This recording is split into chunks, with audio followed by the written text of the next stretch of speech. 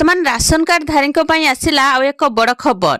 साधारण बंटन व्यवस्था योग्य हिताधिकारी मानकु आसंता जनवरी मासरु मासिकिया राशन प्रदान करा जिवो। प्रत्येक मासर राशन पूर्व मासर शेष सप्ताह सुधा प्रदान करा जिवो। आउ सबुठु बड़ कथा है जे ईकेवाईसी जांच प्रक्रिया शेष करिबा पई जिलापाल मानकु अवगत करिबा पई निष्पत्ति होईछि। वर्तमान सुधा 84% ईकेवाईसी प्रक्रिया शेष होईछि।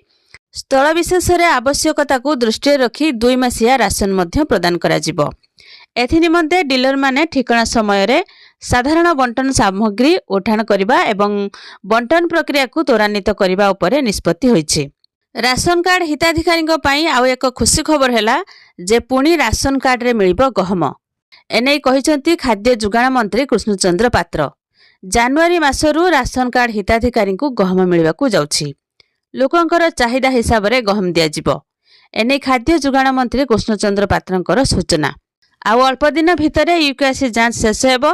एहा परे जेउ माने अयोग्य थिबे राज्य सरकार सेमानकर कार्ड काटिबे।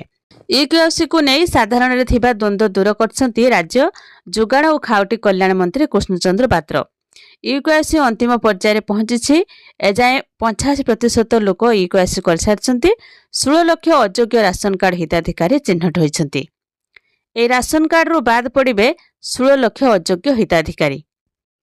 परिवार सबु सदस्य जहाँ नाम रे राशन मिलुछि समस्तंकर जांच होउछि। ईकेवाईसी जरिया रे अपडेट करछंती डीलर।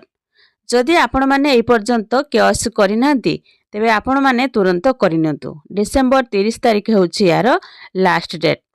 आ जनवरी रे मिलिबो नुआ राशन कार्ड। एने सूचना दैछंती खाद्य जुगाण और खाउटी कल्याण मंत्री कृष्णचंद्र पात्र।